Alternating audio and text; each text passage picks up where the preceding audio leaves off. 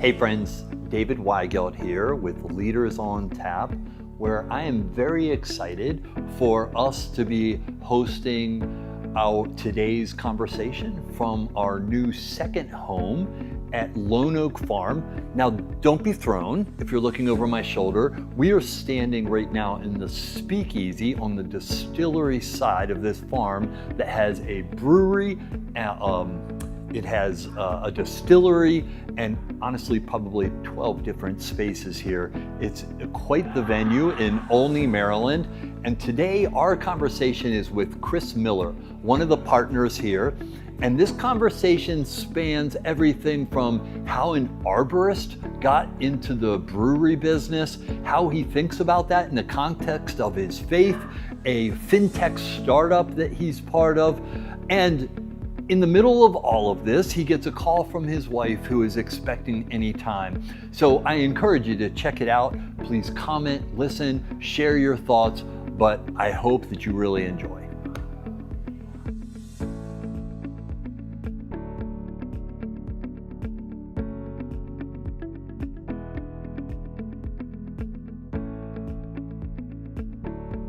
Chris, thank you. Yeah. Thank you for your time. Thank you for inviting us to your turf to have this conversation. Yep. Glad you're here. Really looking forward to this. It's been a pleasure to get to know you. So here's where I want to start with this conversation. The first time I met you, which was here, the Yep. very first thing you said to me is, I'm an arborist. I'm a trained arborist. And it just kind of blew my mind because, and then you went on to tell me how this place was a farm and you and your brother bought the farm. And now here we said there's a brewery, a distillery, a speakeasy house. You're vertically integrated doing, I think I heard from Melissa, 2,600 events over the past 6 years. How did that happen? Man, it's been a wild ride. So we started, my brother and I'll give it a little bit of context. We grew up on a small family farm, not far from here. And it was more farming for a lifestyle than a living because farming for a living is a very difficult thing. In Maryland, the cost of land, the taxes, all of it. But we love that lifestyle. We grew up with horses, cows, chickens, dogs, all of it. And I knew from an early age that I wanted to be outside for a living. And so when I graduated high school and I was talking to my parents about college, at first I was torn. I said, I don't know if I want to go to college. I might get right into working. I don't know if there's a degree that would suit me. It might just waste money and time. And my mom said, well, why don't we go check out Virginia Tech? Your cousin went there. He loved it. I actually got offered a scholarship to Virginia Tech. So she's like, we have to at least see this opportunity if it's going to be something that fits. Went there, toured Blacksburg, loved it, and I joined the forestry program at Virginia Tech. And so that really set a trajectory for arboriculture as a career because I knew trees really well. I knew biology, chemistry. I had the agricultural background. And so it led into that, which became a career after college and then ultimately led to where we are today. But there's a long story. We'll get to that, I guess. I love it. Yeah. So this would be my only dad joke, but one could say it's in your roots. Yeah. Yes. Deep roots. Yeah. I love that. I love that. So when you had this experience and then when this farm came available, did you have a vision for the farm, like what we're seeing here, or were you going to farm it? It was a bit of both. We had, my brother and I, we had this vision to get back to our roots, to use your pun, and we wanted to buy property and create a lifestyle for our future families. But we realized pretty quickly we would need a business that would economically support that because we didn't inherit the land. We didn't have a family with combines and tractors and generations like a lot of the great farming families around here. So we had to figure out a business model that would work. And that's where the brewery became a viable option. We went to the local government. We started asking questions. Hey, what land is available? What can you do with the land? Are there limitations? Are there things that you've seen really work? And during that time, there was a zoning debate happening that would allow for alcohol production as part of a farm if you were growing the ingredients. And we said, well, that sounds really interesting, and it might be something we can lean into. Craft brewing was exploding. This is the mid-teens, so 2017, 18, and we went for it. So we found this property. It had been for sale for a really long time. It has a great history. This property is a really cool property when it goes into the history side of things. But we found the property. It was for sale. It was within the home run price budget we could find as far as our life savings. And it just came together. We were incredibly blessed. We had the local politicians in conjunction with the local agricultural office supporting us, which is pretty rare. Sometimes they crush dreams, don't promote them. But it worked out, and we're really grateful for everybody that helped us get to this point. So we'll unpack that more, but I'm curious, did either you or your brother have any sense for what it meant to be an entrepreneur, what it means to run a business? Yeah, so we did a bit. I had been running businesses since I was in high school, some that didn't succeed on paper, but taught me a lot. I think most entrepreneurs have that as a part of their story. But from selling hats and t-shirts in high school to working, my oldest brother, I'm one of five, so my oldest brother, he has a landscape and tree company. So that's where part of that ties into the story. But he had started his own business at 16, riding the mower, and I was behind him with a weed whacker and blower at 12 years old. And so we'd always learned to work. And when we got home from school, we were shoveling horse stalls. So it was in our DNA to want to work. And if we're going to work, we wanted to work for ourselves. So that's where it all started. Love it. And so then how long did it take? I think it's probably important for anybody watching that is not with us today to understand we are in Olney, Maryland. So we are about 15, 20 minutes outside of Rockville, Gaithersburg, right? And um, people think of Montgomery County, they think it's pretty dense, and yet we're out in the middle of this beautiful farm. We've got a river, I think, that along the edge there. Um, and yet here's this very peaceful place. How long did it take you guys to get up and running and to have V1 of Lone Oak? Yeah, so this property is kind of an outlier. There's some pretty cool business stuff about finding the outliers. This is south of Route 108, which is a state highway. So it's actually a residentially zoned property. North of 108 in Montgomery County is all agriculturally zoned. So it's a unique outlier in that we found it in 2018, end of 2018. We ended up purchasing it in early 2019. And then we partnered with our partners that are builders. So we knew once we had the raw land, we had to build something on it.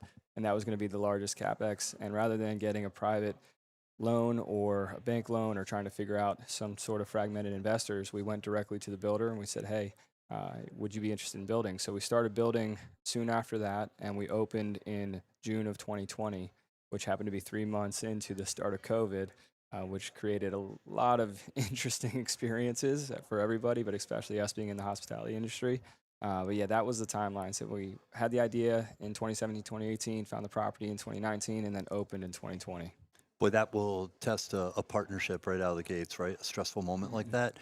Yeah, Sure. it is interesting. If anybody visits your website, they'll see it's you and your brother, and then there's two other brothers, right? Father, son. Father, son, Yeah. sorry.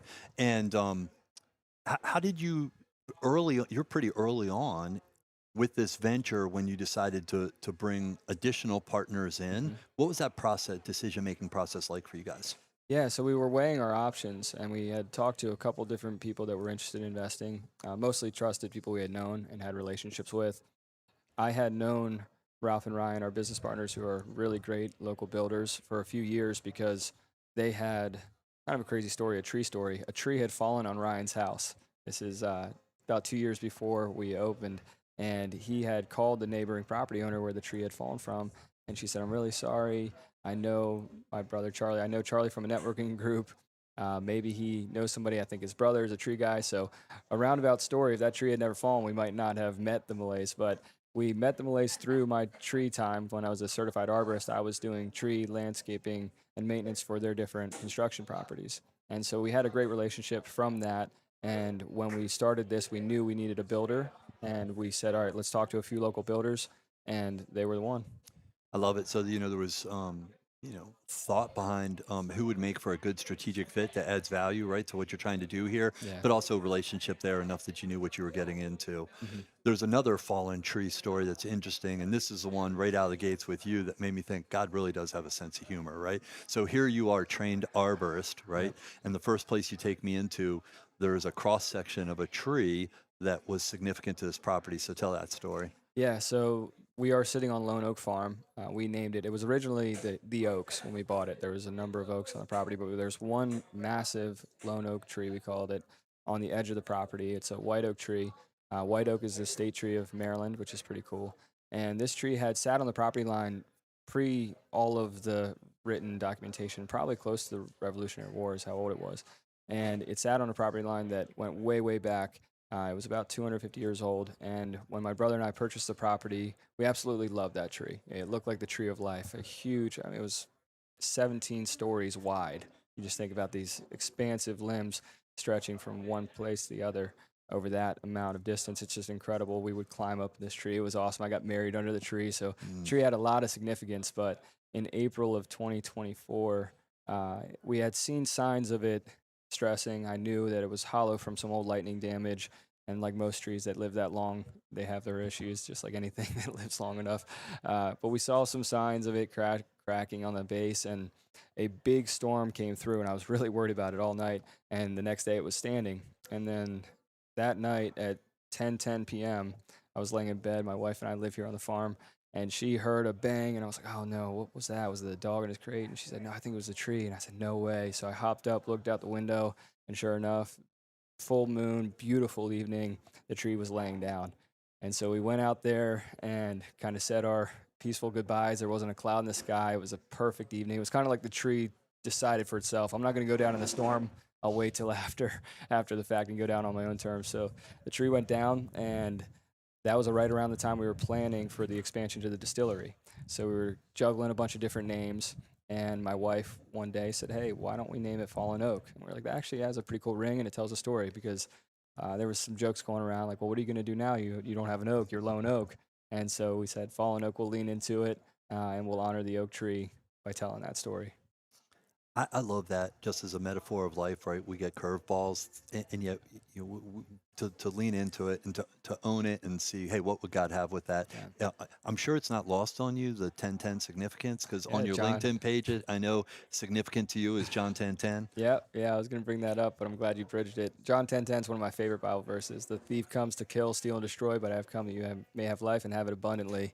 And for me, that was just symbolic. A lot of things have happened in my life at 10:10. And so 10 out of 10 is the best it can be, right? And if you judge something 10 out Yeah, of 10, it's yeah. the best it can be. So we wanted to spin a negative, something that felt like we were having a death in the family. The thief comes to kill. The tree was killed at that time, but it lives on through the story and through the story we have at the distillery. And the tree was actually alive when it went down. So my arboriculture hat hopped on.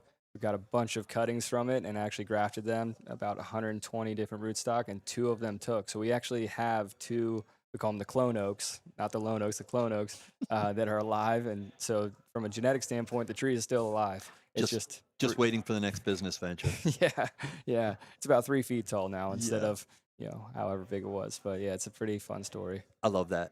And so, I'm sorry, the jokes just keep coming to me, but God has grown this, Yes. and this has blossomed. And now you have how many? How big's your team? Over 100 people, Yeah, we have a rotating team, but probably about 120 at its maximum. Yeah. right? Because you have a working farm here, you got Mhm. the distillery, you have a full serve restaurant, you've got the brewery, and so forth. What has that been like for you? That journey? That's a relatively short period of time, Mhm. right? 6 years, Yep. 6 years. 6. What has that journey been like for you from a leadership standpoint? It's been fun to see, and it's taught me a lot as far as not only partnering with the right people. We're incredibly blessed that we partner with who we did. A lot of people experienced people in business say partnering is a dangerous game, but we've been really blessed that we align morally, culturally, and in a lot of ways with our partners. So that set the foundation. We were evenly yoked from that perspective. That set the foreground, and they added a lot of value because I had a lot of the knowledge on how to make the business work. But they were able to build it. So it was this really synergistic opportunity. And then delegation is huge. We've been really blessed with strong leadership and management where we're able to delegate tasks and trust that it gets done. We're going to come back to where is the ministry, where is the God honoring piece of this for a place that makes money selling booze. But I will tell you one thing in terms of your partnership. This place is beautiful, and part of that is the craftsmanship of what you've built here. Yeah. So kudos to you. So this all sounds like it's gone swimmingly and you've done everything right. Tell me about a time when you got it wrong. In this venture specifically, or Sure. Or uh, if you got a colossal one outside of this, we'll take that too. oh man, it's kind of a fun story. It didn't go wrong necessarily, but before we opened, we were built and preparing to open. We wanted to open March of 2020 into the spring. COVID hit, things started getting delayed. Thank God we had partnered with the builders that were vested and pushed through the time where a lot of people weren't uh, finishing projects. They were Mhm. looking for excuses and supply chain and all that. But we had pivoted pretty quickly because we couldn't sell beer when we first opened, but we had access to a massive amount of cleaning chemicals, one of which was basically a raw hand sanitizer.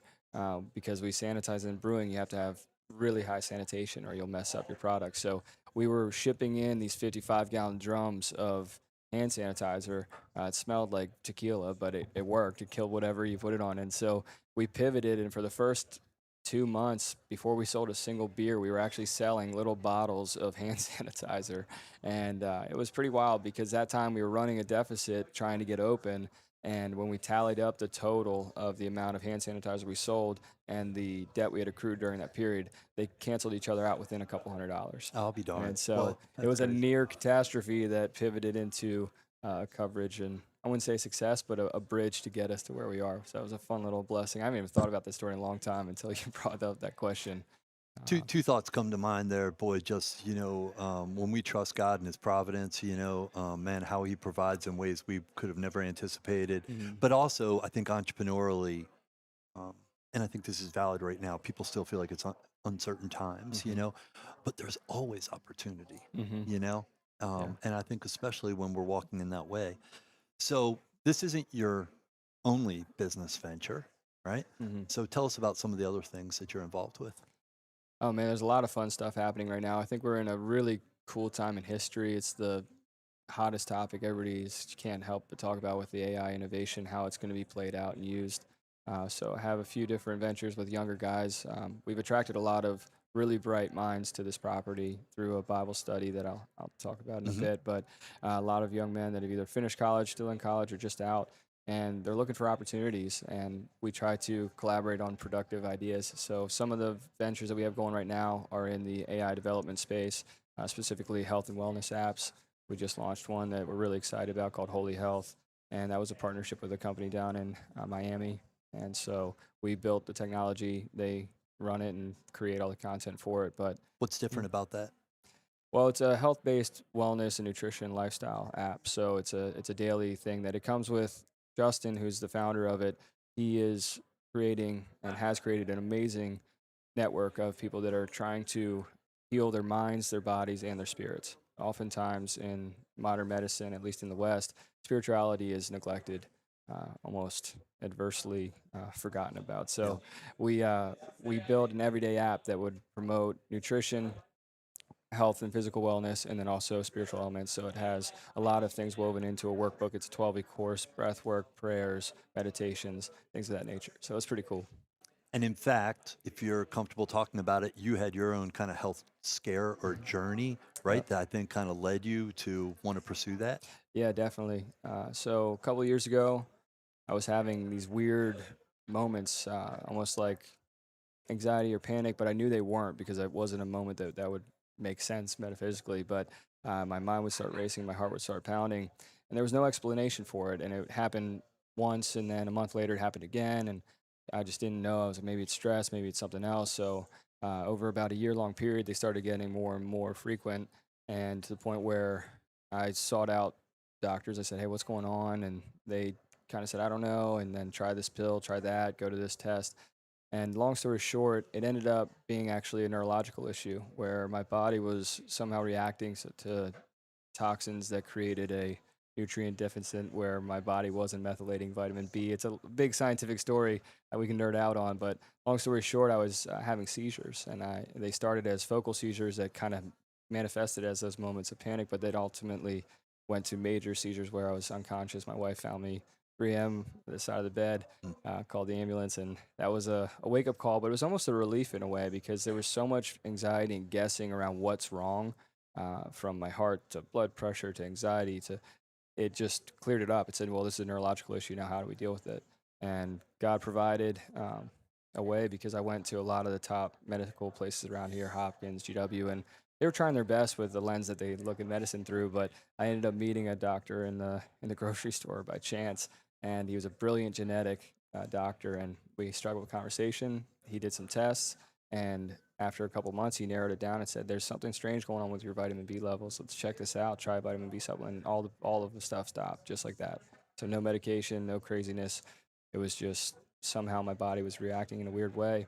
But that sent me on a trail of I suffered for a year and a half with very little answers and tens of thousands of dollars spent. And it was a pretty simple answer for somebody that was looking in the right place. And so it encouraged me and inspired me to dive into trying to fix some of the flaws that a lot of people experience with these symptoms that I think are becoming more and more apparent as our world becomes more and more toxic from everyday encounters. So, as much as I want to geek out on that, and I know that there is actually a doctor attending today who specializes and is very focused on healing from the inside out and our nervous system, the role that our nervous system. Yeah. So I'm going to move on from that because I have a feeling we might get more questions Cool. on that Let's later. do it. But you've got some other ventures. GetLiquid.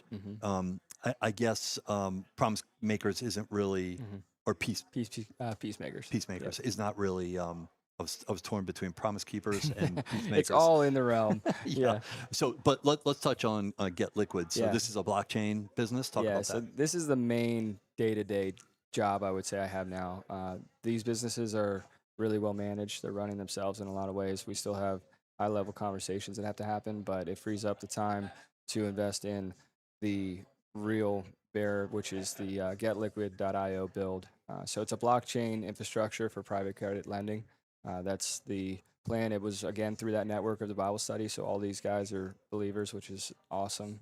It's just the alignment there and the morality there really makes it a comfortable level from trust. And, Yeah. Whereas otherwise it might be the Wild West, right? yeah, definitely. So Mike Batanti, he had been working on GetLiquid for about 4 years, which in the blockchain space is a pretty long time because it's all relatively new technology. A lot of the legislation is now catching up with the Clarity Act, the Genius Act. So it seems to be the right place and time for something like this. And it's a bit different in the sense that a lot of the blockchain world has been trying to tether these really abstracted ideas of what is blockchain, how does it work, tokenization, it doesn't really make sense, to real world assets. And a lot of people have actually been tokenizing the asset itself, trying to basically fractionalize it similar to a security, which has had some success, but also is struggling. It seems a lot of people have found that that's a difficult way to go. We're actually building a technology layer that is not tokenizing, rather than creating similar to like QuickBooks is for accountants. QuickBooks is not an accountant, it's not the business, but it provides a technology layer that services both ends of it. So GetLiquid.io is a platform for originators that are in the private lending space of real estate and for people that have liquidity that want to invest in real estate. And it's creating an access layer and a technology that tracks it all on the blockchain. So it's a very quick, very transparent, and Web3 is kind of, depending on who you're talking to, they'll bounce it back and forth as a good or bad thing. But we make it feel like it's traditional finance, but it's actually operating on the new rails the USDC coin with Circle. What attracted you to that business? Is there something underlying that made you say, "Hey, I'm going to put the majority of my time in there"? Well, the relationship with Mike was the start. I didn't know very much about blockchain at all when we first met. He caught me up to speed some, but he hadn't built a business in the sense that I had this real world experience, but he had the idea and the understanding of a market and needed somebody to help build it. So we came together and aligned on that. And it was a space that there's a lot of buzzwords around it. There's a lot of headlines about it. And so it caught my attention. I was very curious about it. There's trending on a very big scale. The economy's trending into the blockchain realm. And it's just, well, who's going to win and where and how? And with blockchain, there's a lot of hype that's burned people. There's been a lot of these meme coins and things that have come up and then crushed down. And that's why we're focusing more on the real world side of it. It's a real property. It's a real marketplace that already has real lending activity. We're simply trying to make it more efficient and bring it onto the digital rails where the economy in the future is going to live. Is trust at all a factor there in terms of why there's momentum toward those kind of products? For me specifically, trust? Or? You or from a societal standpoint? I think there was a lot of lack of trust actually in the blockchain industry from especially older generations that don't really trust it because they saw the hype, and then Bitcoin's doubled and then gone half, and Yeah. so there's a lot of headlines around it that make it intimidating for people to jump into something they don't understand when what they've been doing works really well forever. But I do think that with the changes in legislation and where things are going in a digital world, especially with the AI computing power, it's going to happen. It's not Yep. an if, it's a when. And so I think that trusting the technology and the advancements with the team and tethering it to something real is what we're going for. So we mentioned that we've mentioned a couple of times this Bible study that happens here, and that's how actually I became aware of you. Was a guy in Rockville said he knew that I was doing these podcasts, and he said, "Hey, there's actually two brothers, four guys, but two brothers. They're believers, and they've got this really well done brewery. And oh, by the way, on Tuesday nights they have a Bible study with upwards of 300 men. Mm. So tell us how that came to be." Yeah, so the Peacemakers is what we call ourselves. It started actually in one of those tents right there. Maybe you can get some B-roll for the people, but small glamping tents. Those were a COVID adaptation. So during COVID, Montgomery County wasn't allowing people into businesses, but you could gather in these small makeshift structures outside. So we had some young guys that were working here at the beginning of COVID when we first opened, and I had some encouragement from a mentor of mine, a brilliant man. His name was Paul Kukulis, and he had said, "Hey, you don't have a Bible study after college, and there's not much going on. These young guys probably would really enjoy something like that. Why don't you try it?" So I invited them to start as a conversational Bible study. There was 5 of us in one of those tents, and that was about 5.5 years ago, and it's grown pretty significantly since then. That's amazing. Do I recall correctly? You called him a mentor, but it sounded like there was a discipleship relationship there. Yeah, for And sure. didn't he kind of challenge you a little bit? He did, yeah. So Paul Kukulis was my Sunday school teacher growing up in high school. And in high school, I was playing sports. I wasn't too crazy, but I was partying. I wasn't really into my faith. And he always just kept tabs on me and loved me in a way that was this like grandfather like role. And even when I went off to college, we stayed connected. He'd shoot me emails, and he was such a humble guy. Even though he was incredibly brilliant, he was a world-renowned patent attorney. He worked on the atom bomb project during the war. Just one of the smartest chemist minds you could ever imagine, and had been very successful financially. You wouldn't know it. It was kind of a Warren Buffett type story where he drove the same car and lived in the same house since 1960, but he had more money than most, and you wouldn't know it. And he was just such a humble guy and a faithful guy, and taught me really what it was like to be somebody that lived their faith, not just talked about it. It's funny, even hearing you recount that, I remember they say people don't remember a lot of times what you say, but how you feel about what they say. And what I remembered about your description of him was just the deep reverence that you had for that man, and I think that came through again there. What has that journey been like for you in terms of growing a Bible study that's kind of scaled? We don't often use that word for Bible studies, but No. that is scaled like that. What has it meant for your spiritual walk? It's been fun, really. It's all God. I mean, I don't deserve really any credit. We provide the space and a pretty fun atmosphere, but the invitations now are organic. A lot of the guys that have visited are inviting friends, family members, and so in the 5 years that we've been doing it, we've probably had almost 500 men partake in it in some capacity. Many of them, because they're young, they're moving on. We have guys that are working for oil companies in Texas, ones that are playing professional baseball now. So as life changes, the group changes. But all in all, on a Tuesday night, it's between 50 and 70 guys on average in person. And then we carry about 300 that are pretty steady going through it.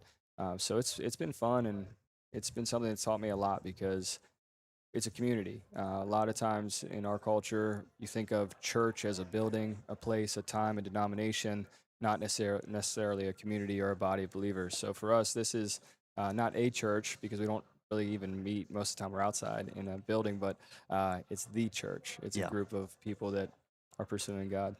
And then that led to the community app. We won't get into that, but in fact, people can download that from the App Yeah, it's on Store, the App Store. and they can create their own Bible study small group, right, from that. So it's not just about what's happening here. Yeah, and that was how it started because we had these young men that were leaving, and they were pretty bummed out about not being part of the community anymore, at least physically, because they had moved away. They had moved to college or got the job.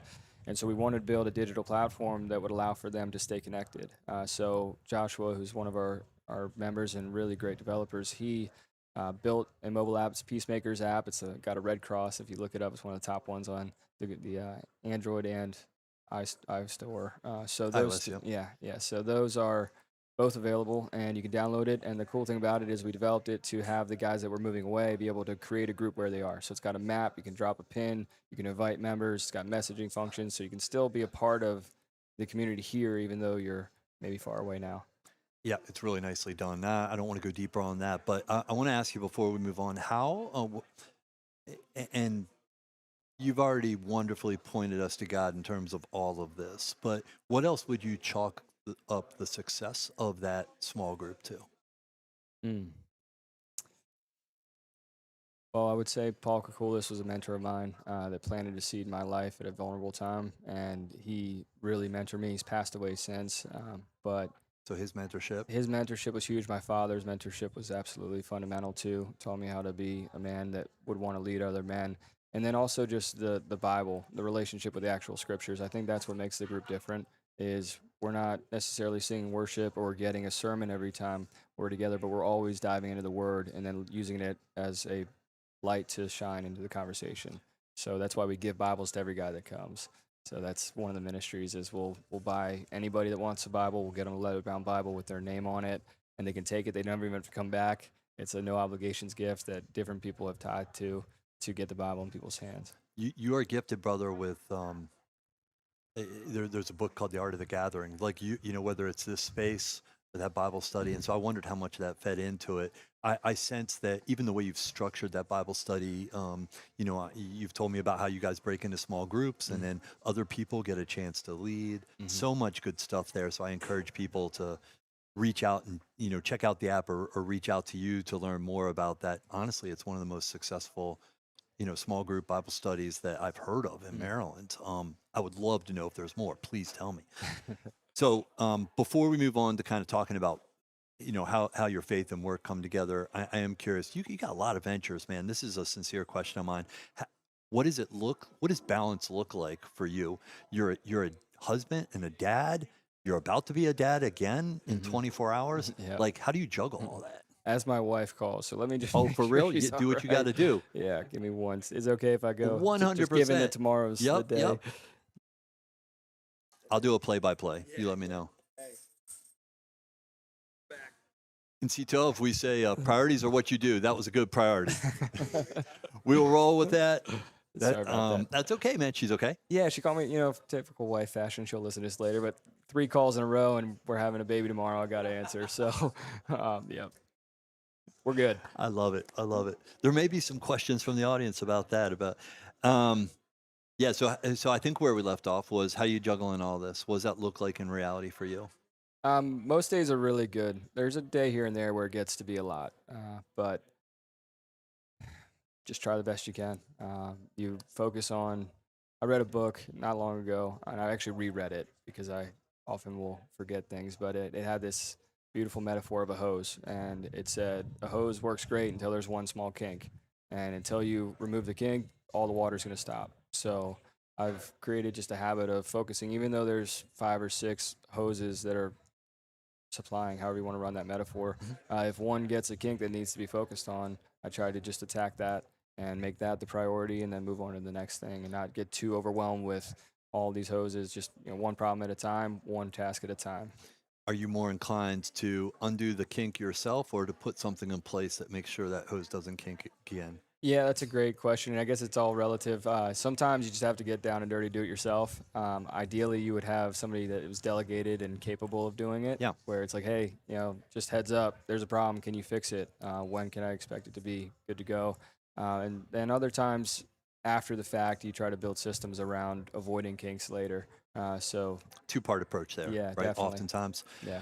I think, man, anybody watching this just needs to know, like, it's to be celebrated when somebody gets to the point of having a self-managing, self-growing business. Not that that's laziness, but that's good stewardship, right? And that's at least part of what you got going on here. You've said a couple of times, you got a great team, right? Yeah. And you have a leadership team here, and they're able to do things. I think you downplay a little bit your time because, in fact, I have been here and you've walked briskly by me and not noticed me. So I know, and you were going to a meeting. I knew what was going on. So I know you're a busy man and you're still very vested in the work that you do.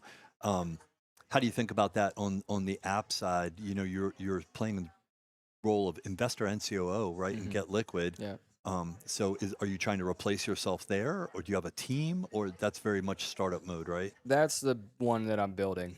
So a lot of these other projects, I've tried to entrust really capable guys to build, and I try to help guide them and see the higher vision and keep it organized. But they're the boots on the ground. So we have regular calls and communication to make sure things are moving. But GetLiquid is the one that I'm building. So I'm very vested time wise and energy wise in that at this stage. The goal is to build it, to get live, to get real revenue coming in, and then eventually with that revenue, invest in management to maybe take over some of the day to day. Safe to say, early stage. Mm-hmm. You feel like you have product market fit?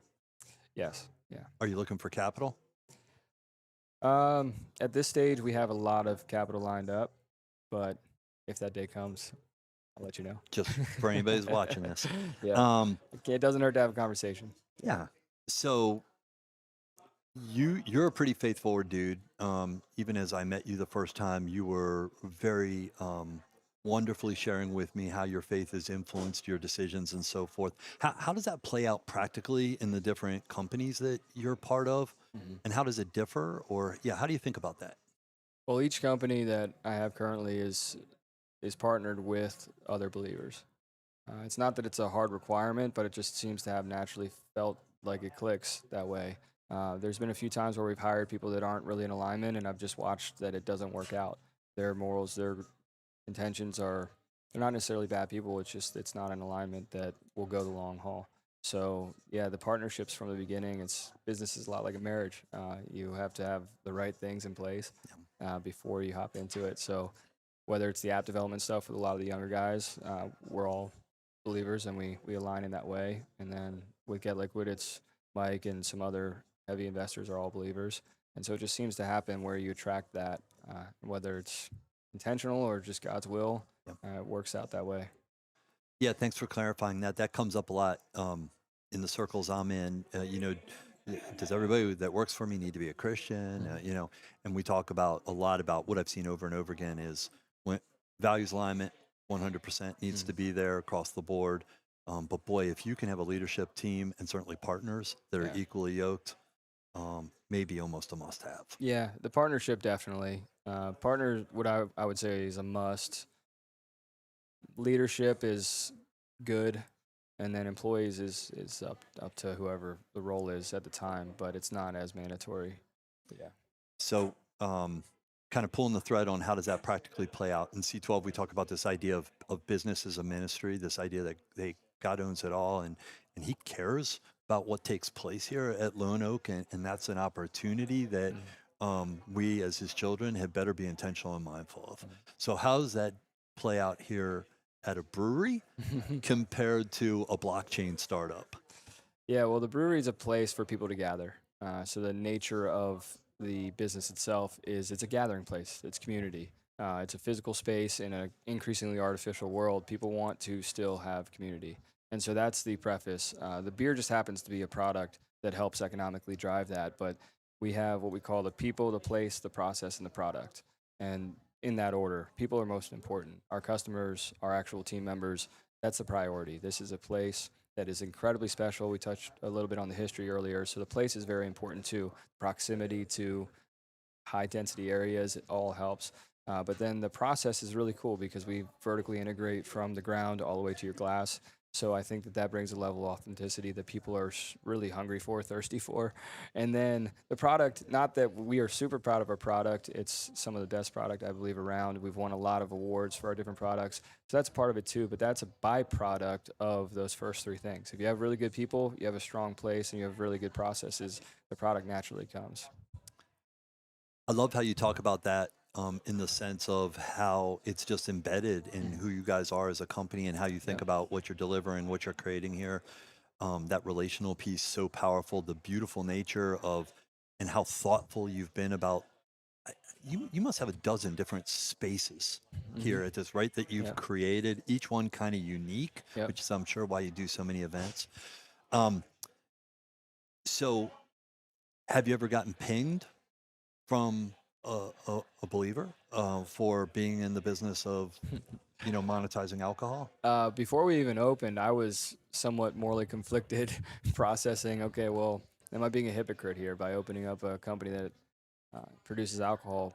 And then I read Jesus' first miracle, where he created water into wine at the wedding of Cana. And so it was a celebratory act. It wasn't that they were all going to get drunk, it was because it was part of the celebration and it was a miracle. And I don't think that's by mistake. I actually don't drink alcohol hardly ever. I'll taste it to give our guys a good thumbs up. But as far as the obligation of the morality between it, that's why we've intentionally designed this space to be something different than just consuming alcohol. Our product is very craft and it comes at a higher price tag. So if you're just looking to drink for cheap, you're not going to do it here. We close early. We close at 9 o'clock. So if you're looking to stay out late and drink too much, you're not going to do it here. We're overtly family friendly. We have a massive playground and a bunch of open space. People bring their kids, their dogs. This looks like more of a family oriented park than it does an actual alcohol establishment from a lot of the outside looking in. So the alcohol happens to be the product that we produce, and people enjoy it, and they create fellowship and celebration in it. We host a lot of gatherings, a lot of fun things. So I don't think that we could have balanced it much better. That's my thought. Yeah, again, it's just so embedded in every little decision you guys have made. I remember you telling me about even the hours, like you just said, were a conscious decision to make sure Yeah. you weren't attracting what wouldn't be good there. So there was no judgment on my part at all on that. I think people that know me know that. I love that we would have this conversation. And I think a good product, I think, using that first miracle as an example, within the Christian bubble, though, people can get a little judgy sometimes about Sure. these things, and that's what I'm hoping for most in these conversations is we can just be real and they can hear that kind of perspective. So Yeah, for so sure. thank you. And we have a lot of non-alcohol options too. Right. Like I said, we're community first. So whether it's non-alcoholic drinks, ice cream, pizza, there's a lot more to enjoy this place than just the beer. And hand sanitizer. Yeah. Yeah. What's to just briefly contrast that to Get Liquid? How are you got the partnership piece, right? And Yeah. but what do you see beyond that as the potential for God to use that as a platform for what he might have? Yeah, the GetLiquid as a product class, it's a very software oriented. It's almost the opposite of where we are now. People don't gather physically on a GetLiquid platform. It's a completely digital product, and it's in a very well established realm of lending, and then add to that private credit lending, and then add to that real estate lending. So there's a lot of things that are balanced in the paradox of GetLiquid. But I would say the goal in Get Liquid is to build a real product that really works and generates real revenue so that that revenue can then be diverted into kingdom building resources that we can buy properties, we can support ministries, we can do a lot with.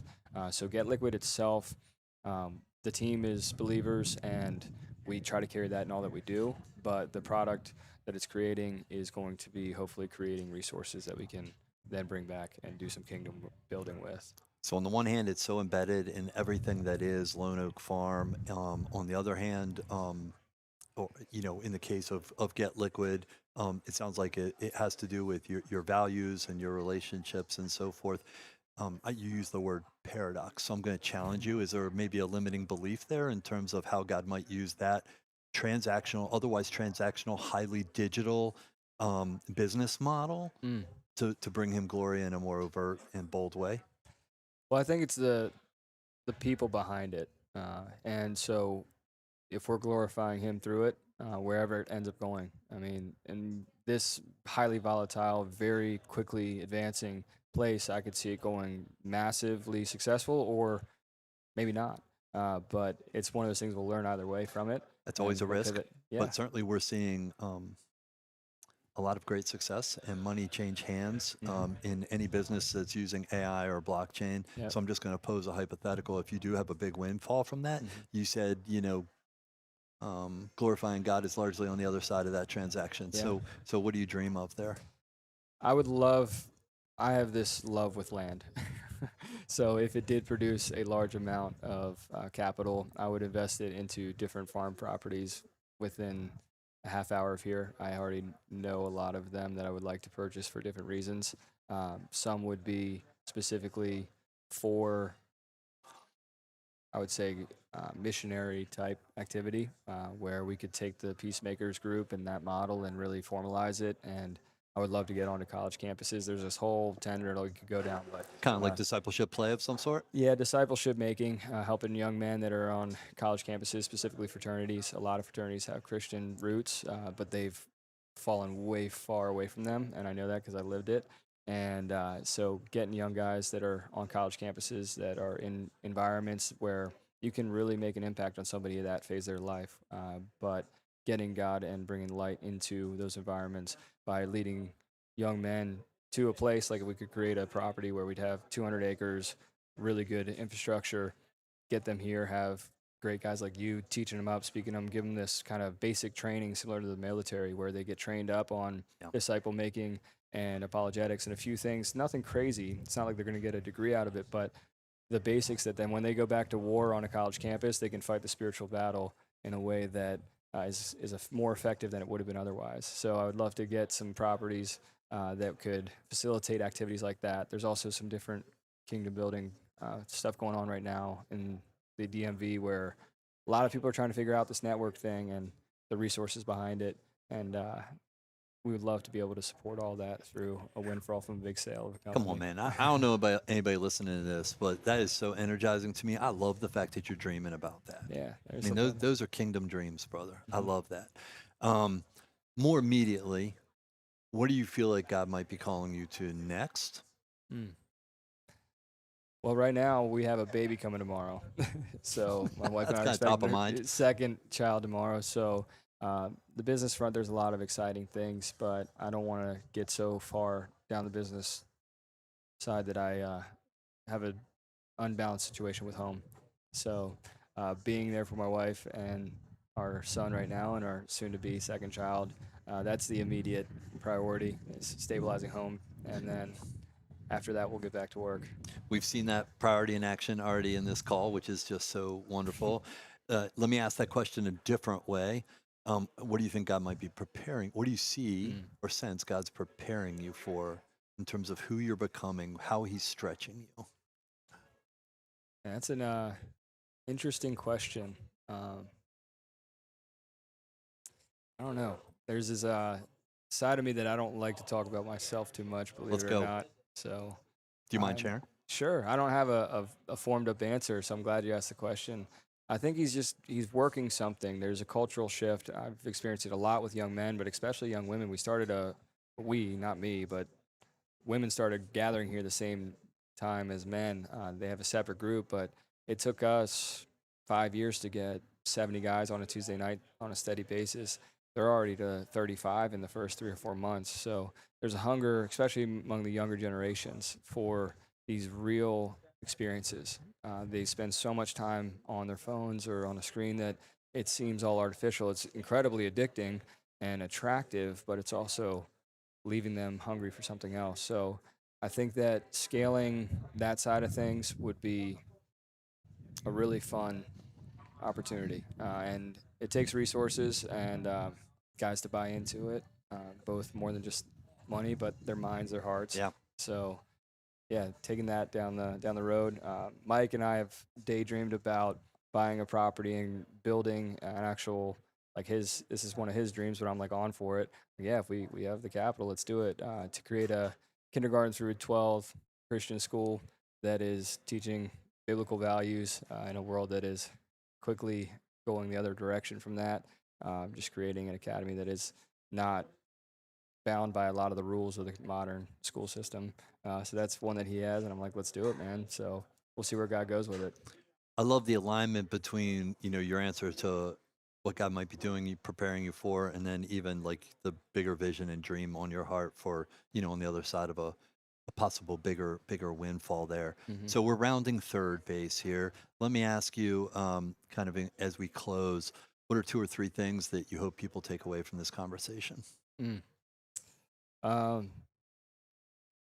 I think that the main one would be all of these things are fun and exciting and they have their place in their time, but you've already said it a few times, but this is all God's anyway. Just don't stress too much or take yourself too seriously, because in the end, they say all the chess pieces go back in the same box. we're here and we're doing the best we can to serve God, but at the end, it's all His anyway. So don't take it too seriously. Don't stress yourself out. Trust that He's got a plan, and even when things aren't succeeding, it may be because that's His will for it. And seek Him and find that joy in the hard times and enjoy the good times. A lot of times we've had wins, and I've been so exhausted at the end of it that I haven't actually enjoyed it. So, yeah, just balancing that it's all God's anyway, and just if you're serving Him, you really can't lose. Awesome perspective. 20 years from now, you and your wife, this is probably really hard for you to imagine right now, but you may be empty nesters at that point, right? Um, whatever happens with all these different ventures, what do you hope to look back on and hear well done? Hmm. Well, 2 Timothy 2:2 is about making disciples and make disciples and make disciples. And so, a mentor of mine, another one, Kevin Baker, Pastor Kevin Baker, he's about to retire from his formal ministry and probably get hard charging into some bigger ministry stuff. But we had a conversation once, and this interesting image came to mind. I don't know if it's kind of weird or not to say, but I was imagining like 5,000, 10,000, 5 million years from now. It doesn't matter because after we leave this earth and this physical body, time isn't as relative. But at some point down the lane in heaven, having this situation where there's spirits that come up and they basically say, the impact you had on my great, great, great, great, great, great grandfather. I was born in 3012, but you were back in the 2000s.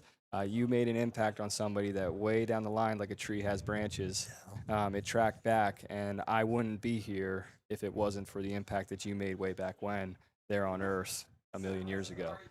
So that would be, like draw the lens way out. Um, well done. You didn't waste your time just on that time, but you spent it investing in trying to make an impact for eternity. I love that picture you're painting there and how you're bringing that metaphor back into it. We don't always get to see that here, but I sense you're still a pretty young man. I know you've gotten to see the downstream effect, right, of living, working, leading in this way. So good for you, and just good things to come, right? It's going to be a good day when we can look back and connect all those dots and see the true reward of things called eternal. So that's cool. All right, we're going to switch. We're going to take some questions. We got some submitted questions here. I'm excited to share. All right.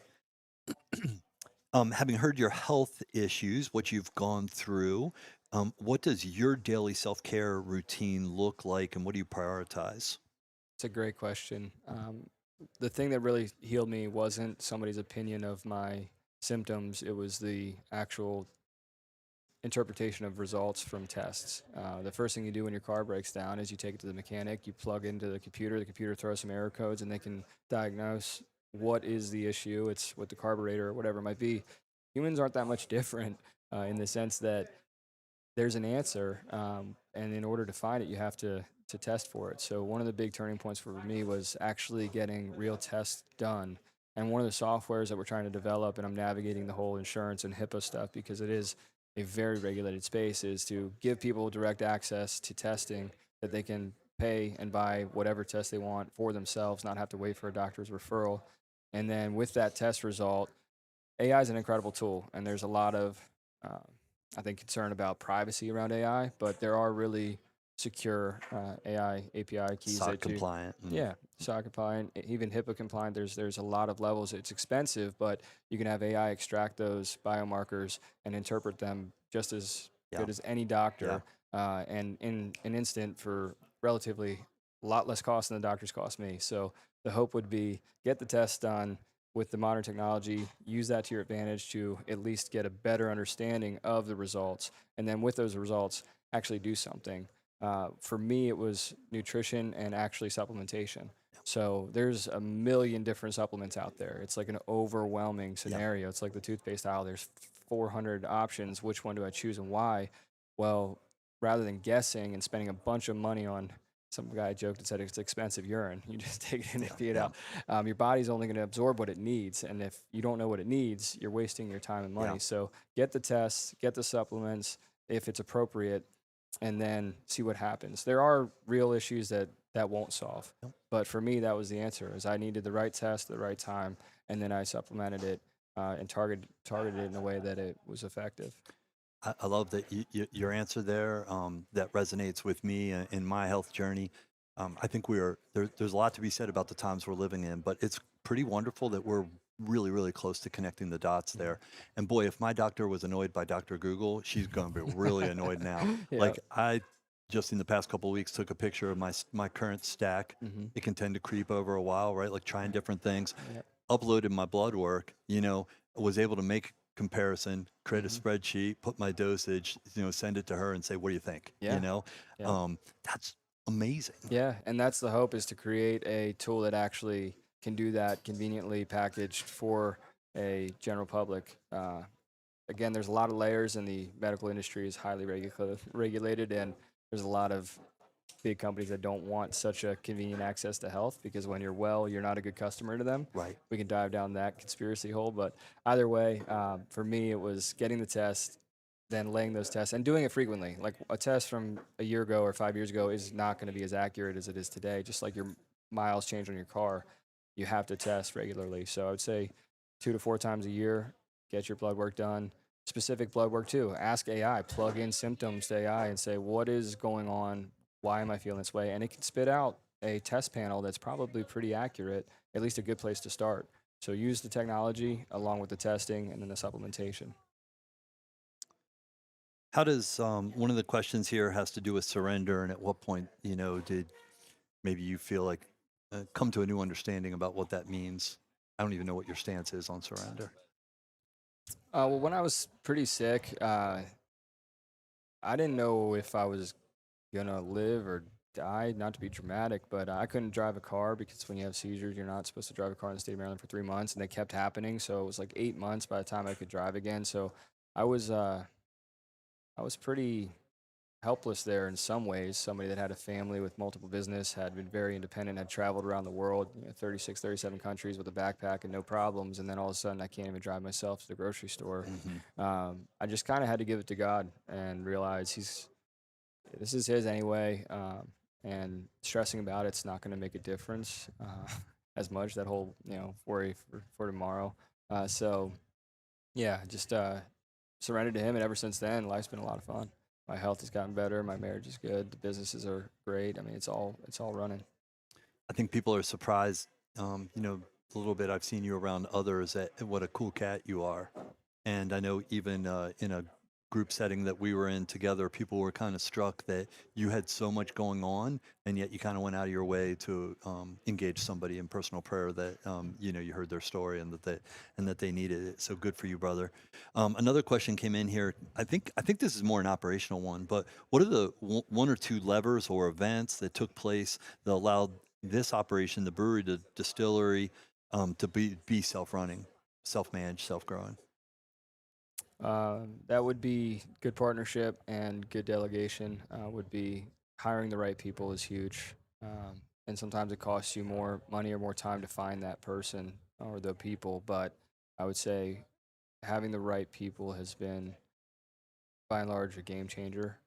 Also, just building the infrastructure to match what you want it to be. I didn't want to stay up till 2 a.m. worrying about somebody having a fight in the bar or anything. So we just said we're going to set our limits based on our beliefs and build it, basically reverse engineer it. Our goal was to create a space for the community to come enjoy, and we created the space and built the hours and the business to facilitate that. Man, we're going to drive by that so quick at the very end of this conversation, but I think it's so important, right? Like, how can we be intentional, not just about the space, the physical things that we create, what the trucks look like, and so forth, but the work itself, right? And whether it's the guy behind the bar, right, or the guy that has to manage this place, what it means for you all from a leadership team. You guys have some healthy rhythms here, you think? Yeah, I would say we do. We've tried to build a system that works. With communication is huge. If you're not communicating, it's a dangerous game. Like any relationship, whether it's with the partners, with your leadership, with the staff, you can only go so long before there's a break that happens if you're not communicating. So having just built-in rhythms of communication is super important. We have weekly calls, weekly meetings with different groups for different reasons. So Yep. being very intentional and oriented for, all right, what's our reason we're here and what are we going to talk about? Is it a sales meeting? Is it an events meeting? Is it we have a problem with an employee meeting? Whatever it might be, having an intention going into it and then respecting everybody's time and staying on task with that is super important. Do you guys have a business operating system in place here? Not anything formal. No? It's mostly just a big, we're run on a small leadership team with a large staff. So we have different apps that are tools for the team, but Yep. it's not like we're on one central. Yep. So Chris, thank you. Really Thank enjoyed you. this. Yeah. This went a little longer than we typically do for a live, but I Hopefully think that's it was for a good reason. I think it's for a good reason. So let me ask you our signature closing question that we mean sincerely, and that is, how can anybody that is listening to this be praying for you? Well, one for the family and for the new baby. Yeah, man. And then two would be that I defined the answer to the question you asked that I kind of fumbled through, which is something along the lines of the mission, the greater mission, the 20-year vision. I mean, what is God working through all of these different things in my life to make that apparent and then give me the courage and the wisdom to pursue it? Love that. And I can just see it in your eyes, like you so deeply like want to make sure you honor that and what God would have there. So Really the only purpose, right? come on. Well, it's good place to be to know that. Yeah. Well, thank you, brother. Thank This has been a you. great conversation. I Thank know it's you. going to bless some Yeah, people. thank you so much. Okay? It's been an honor. Thank you, guys. Take care. Yeah, cheers.